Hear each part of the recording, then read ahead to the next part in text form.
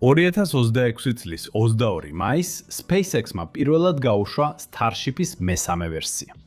და ამ ფრენის ბოლოს X-ზე ელონ მასკის ერთი წინადადება გამოქვეყნდა, რომელიც მთელი პროგრამისთვის იმ დღეს ყველაზე მნიშვნელოვანია.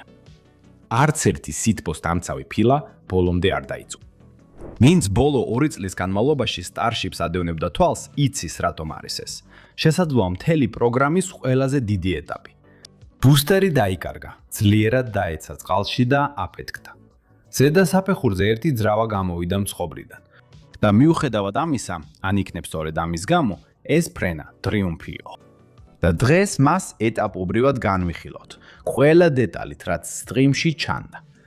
ეს არის ფრენა 12-ის ანალიზი. ჩემი სახელია სირვანი და ეს არის მარსის ქრონიკები. მარსკრონ. მოკლე წინასიტყვაობა. პირველ რიგში რეალური გაშვების მცდელობა ხუთშაბათს T-40 წამზე ჰიდრავლიკური პრინის პრობლემის გამო შეწყვიტა. პარასკევს ყველაფერი სხვანაირად იყო. მეორეც, რაც უფრო წინ მიდიოდა ფრენა, მით უფრო ასინქრონული ხდებოდა ტელემეტრია რეალურ გამოსახულებებთან შედარებით. მე მუდმივად ვიყენებ იმ დროის მონიშნებს, რომლებიც სტრიმში ჩანდა, დამატებითი სინქრონიზაციის გარეშე. მეორეც, ჯერ კიდევ გაშვებამდე იყო ბევრი საინტერესო რამ აღმოსაჩენი.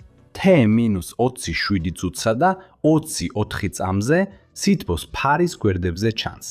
როგორც ცვლის თეთრი ფილები ზოგიერთ შავს და ეს ორივე მხარეს ხომალდის. ერთი ფილა შეგნებულად მთლიანად იყო ამოღებული.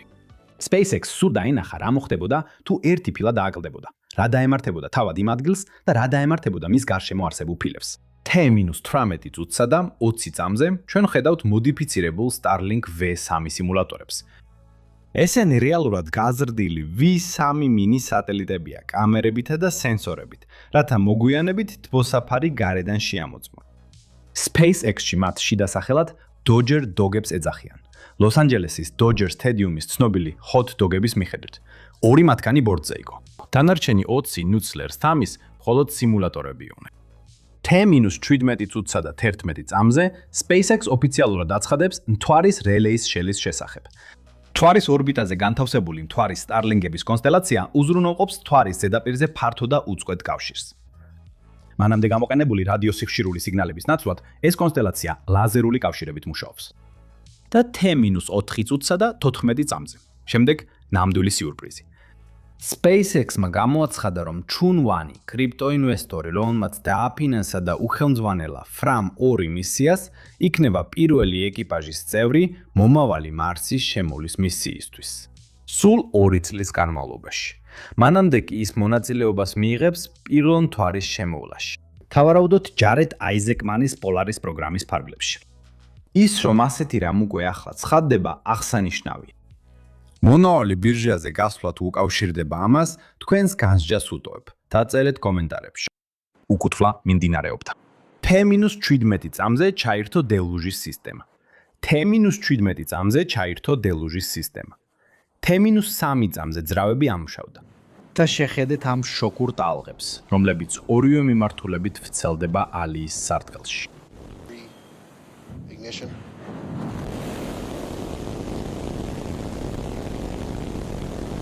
ჩვენს განმეორდა.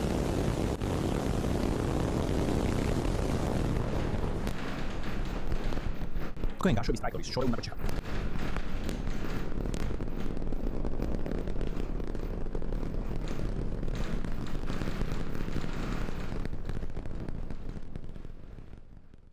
საოცარია. ერთი პატარა ტექნიკური დეტალი ამასთან დაკავშირებით. Raptor 3 ახლა უკვე თავის ტურბოპომპებს ამუშავებს აირისებრი ჟანგბადით და მეთანით და აღარ ჰელიუმითა და აზოტით, როგორც ადრე. რაკეტა პლატფორმას კიდევ უფრო სწრაფად მოსწდა, ვიდრე აქამდე გვინახავს. ახალი არქიტექტურის, მასის შემცირების, მხოლოდ თითოეულ Raptor 3-ზე დაახლოებით 1 ტონა და უფრო ძლიერი ძრავების წყალობით. აფრენა თითქმის უპრობლემოდ წარიმართა. ამით მისიის პირველი მიზანი უკვე მიღწეული იყო. პლატფორმა წარმატებით დატოვა განადგურების გარეშე. ვაღიარებ სტრიმზე ცოტა ხნით თავივე შევიკავე, იმდენად აღფრთოვანებული ვიყავი. თუ გაშვების შემდეგ წამებში კარგად მოусმენთ, ლითონის ხმას გაიგონებთ. ეს არის Raptor-ის ძრავების ხმა, რომელიც ერთმანეთზე გადადის. T + 36 წამზე სურათის მარჯვენა მხარეს ჩანს ერთ-ერთი აღნიშნული თეთრი ფილა. T + 1 წუთი და 42 წამზე 33 ბუსტერის ძრავიდან ერთ-ერთი გამოვიდა მწყობრიდან. Engine out-ის შესაძლებლობის ცვალობით ეს პრინციპში პრობლემა არ იყო.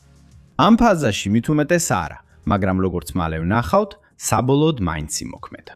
მიუხედავად იმისა, რომ ძრავა გამოვიდა მწყობრიდან, hot staging-ი, ანუ საფეხურის გამოყოფა, გეგმის მიხედვით T + 2 23 წუთზე განხორციელდა.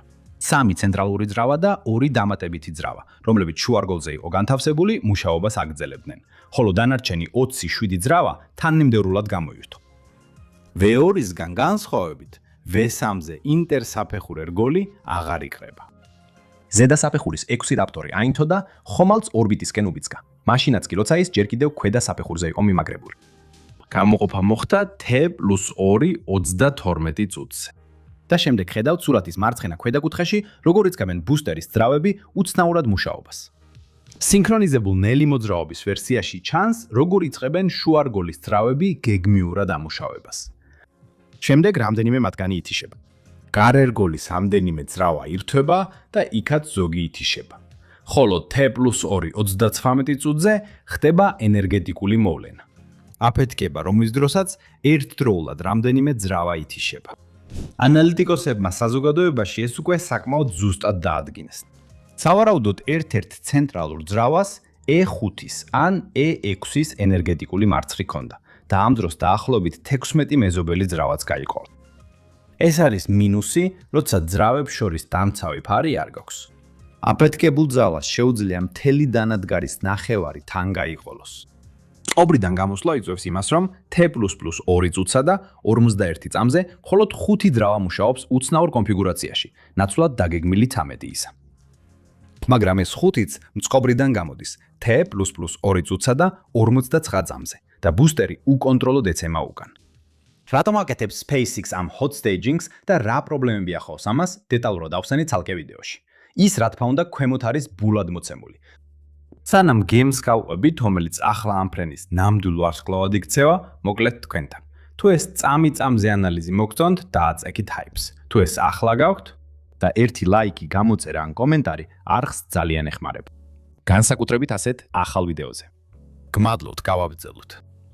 იმ დროს, როცა ბუსტერი ტრიალებს, მისი მხრიდან ჩანს ზედა საფეხურის ძრავების ალი.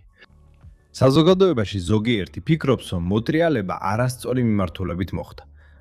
თუმცა ამ ეტაპზე ამას ნამდვილად ვერ დავადასტურებთ. ამასობაში ხომალდი ძრავების მუშაობას აგრძელებდა. T + 3 წუთსა და 3 წამზე. 3-დან ერთ-ერთი ვაკუუმური რაპტორი გამოვიდა მწყობრიდან. T + 3 წუთსა და 9 წამზე. აქაც ჩანს მცირე აფეთქება. მაგრამ ხომალდი ამით აშეშინებულა.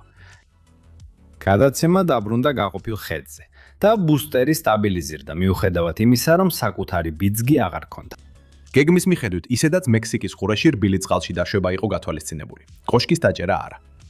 მაგრამ რბილი დაშვების ნაცვლად ახლა მას მძიმე წყალში დაშვება ელოდა. მაგრამ გაშვებიდან დაახლოებით 5.5 წუთის შემდეგ ბუსტერი ატმოსფეროს უფრო მკვრივ ფენებში ხვდება. ეს ძრავის საქშენების ვიბრაციით ჩანს. შთამბეჭდავია, როგორ ყოფნის ბუსტერის დაბალი სიმძიმის ცენტრსა და გისოსოვან ფარფლებს მისი სწორად დაბრუნებისთვის. 6 წუთსა და 10 წამში ბუსტერმა კიდევ ერთხელ სცადა ძრავების ჩართვა. ეს არ გამოუვიდა. ძრავების განყოფილებაში ისევ აფეთქება მოხდა. და დაახლოებით 6 წუთსა და 21 წამზე ბუსტერი საათში 1450 კმ-ზე მეტი სიჩქარით წყალში ჩავარდა. ტელემეტრიამ რამდენიმე წამში აჩვენა, რომ ძრავებიდან ერთ-ერთი ისევ მუშაობდა. SpaceX-ის თქმით, რამდენიმე ძრავა ჩაირთო, მაგრამ წარმატებით ვერ იმუშავა. უფრო ზუსტ დეტალებს ალბათ მხოლოდ შემდეგი ფრენის წინ გავიგებთ. ბუსტერის მთავარი მისია ამით შესრულდა. მეორეული კი არა. აქ SpaceX-ი გაუმჯობესებებს შეიტანს. ამასობაში ხომალდი შეუფერხებლად აგრძელებდა მუშაობას. T + 7 წუთსა და 35 წამზე მივიღეთ ეს ხედვა ძრავების ოთახში. ყველა მოქმედი ძრავა გაყინულია. მხოლოდ ეს ერთი ვაკუუმური რაპტორი, რომელიც მარჯვნივ ჩანს, არაა გაყინული. გარდა ამისა, ქვედა გარსაცმლის შიდა მხარე და ვაკუუმური რაპტორების გარე მხარე სუის დონეზე ოპტიმიზებული ძრავების მხარეს ძლიერად ანათებდა. ვიზუალურად ასე უნდა იყოს თუ არა, დარწმუნებული არ ვარ. დანარჩენი ძრავები მაინც აგრძელებდნენ მუშაობას. ძრავების გათიშვა რეალურად დაგეგმილი იყო T+8 წუთსა და 11 წამზე. მაგრამ ობრიდან გამოსული ძრავების გამო ზედასაფეხური უფრო დიდხანს მუშაობდა. T+9 წუთსა და 12 წამამდე. პირველად ორივე ვაკუუმური რაპტორი გამოირთო. 5 წამით მოგვიანებით დარჩენილი 3 გამოირთო. კარგად ჩანს T+9 წუთსა და 24 წამზე. საინტერესო დეტალი აქვს. ხომალდზე ჩანს თეთრი ფილა, რომელიც უკვე დაზიანებულია. აქედან იწყება ბალისტიკური ფრემის ფაზა. სასინჯი ფილები მართვის ზედაპირის უკანა მხარეს T+9 წუთსა და 48 წამზე თითქმის იდეალურ მდგომარეობაში იყო. ამ თავისუფალი ფრენის ფაზის განმავლობაში ხანდახან ჩანდა, როგორ მუშაობდა მდგომარეობის საკონტროლო ძრავები, რომლებიც ხომალდს ტვირთის გამოშვების პოზიციაში ავკანებდნენ. T+14 წუთსა და 52 წამზე ფონზე დედამიწაა ჩანს, სადაც დრამატულად განათებული ღრუბლის ფორმაცია მზის ჩასვლის ფონზე. ჩვენ უდავოდ ყველაზე ლამაზი პლანეტა გვაქვს მთელ სამყაროში. 16 წუთიან ნიშნულზე Starship დედამიწის ღამის მხარეს გადავიდა.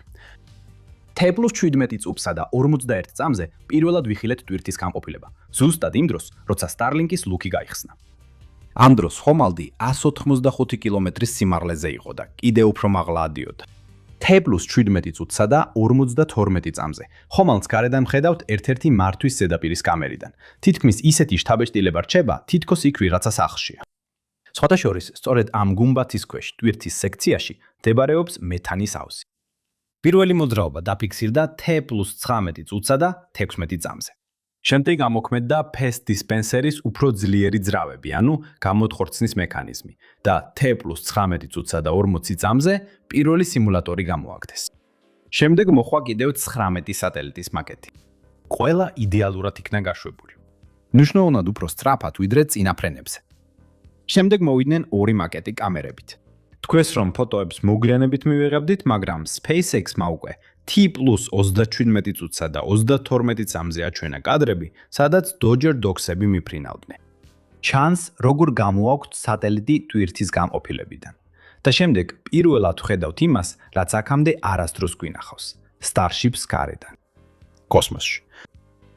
ოპერაციულ რეჟიმში სწორედ ამას იყენებენ, რომ თბოსაფარი გარედან დაათვალიერონ, სანამ გადათხვადნენ სცადონ თუ არა დაჭერის მცდელობა. T+27 წუთსა და 44 წამზე Dodger Dogs-ის წყალობით ახლოდან ხედავთ ორბიტალური საწვავის შევსების შესაერთებელ პორპებსაც. 4 პასიური შეერთება თბოსაფარის საპირისპირო მხარეს.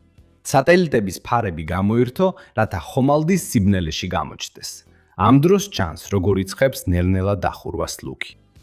დაახლოებით 23.5 წუთის შემდეგ Starship-მა მიაღწია თავის აპობიას 195 კილომეტრზე, რაც ფრენის ტრაექტორიის უმაღლესი წერტილია და დაიწყო უკან ვარდნა.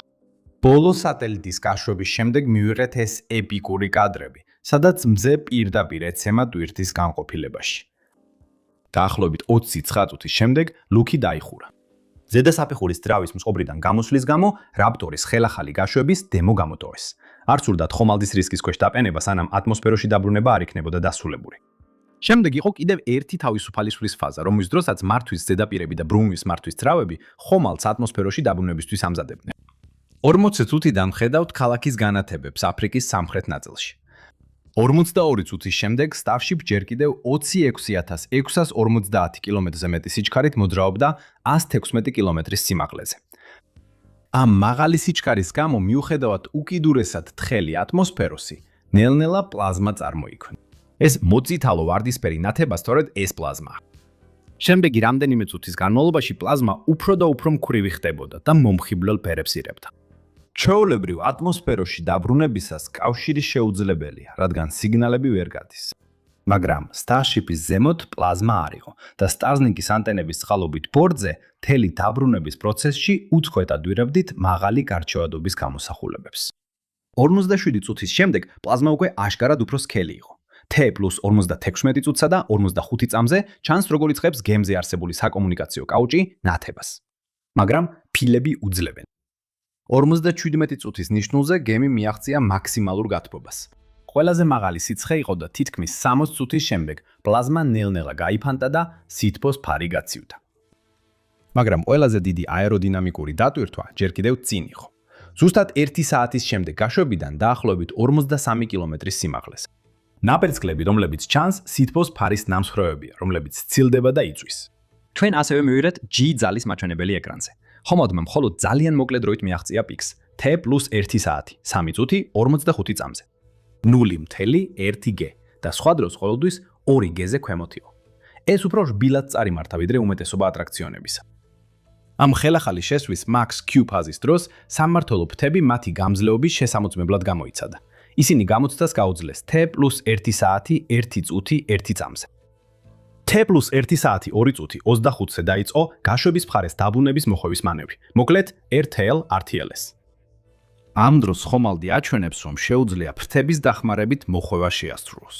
ოპერაციულ რეჟიმში ის სტარტს ირებს კოშკიდან, უულის დედამიწას და არასწორი მხრიდან ბრუნდება უკან. ამიტომაც უნდა შეასრულოს მოხვევა, რომ სწორ მხრიდან მოხდეს დამჭიან კლავებს შორის.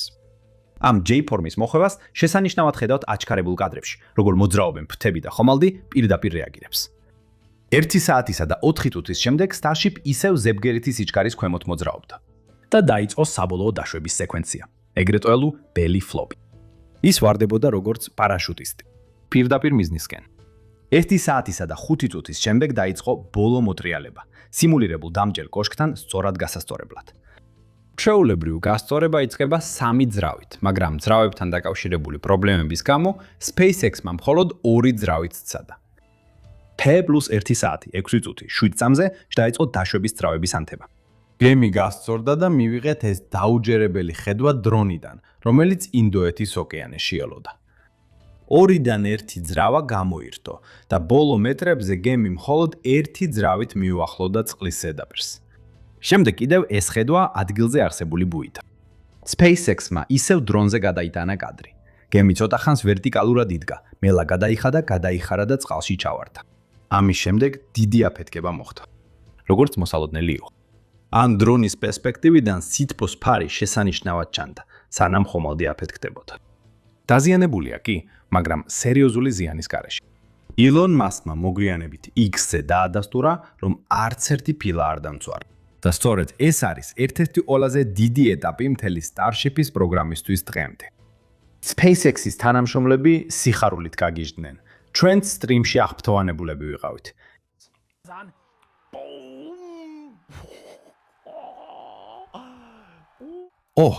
ჯე. ერთმა X-ის მომხმარებელმა მე-10, მე-11 და მე-12 ფრენების სითბოს ფარები გვერდიგვერდ დააწყო და კარგად ჩანს, როგორ უნჯობესდება ყველაფერი თითოეულ ფრენაზე. ასევე მეორე სასტარტო მოედნის ახალმა დიზაინმაც გაამართლა. მთელი სისტემა თითქმის დაზიანების გარეშე გადარჩა. მომდევნო დღეების ინსპექციები მეც გამოავლენს. მხოლოდ Gateway to Mars-ის წარწერამ ვერ გაუძრო. მართალი რომ ვთქვათ, ეს არც ისე სერიოზულია, რადგან ასოები ისედაც არათანაბრად იყო დამონტაჟებული.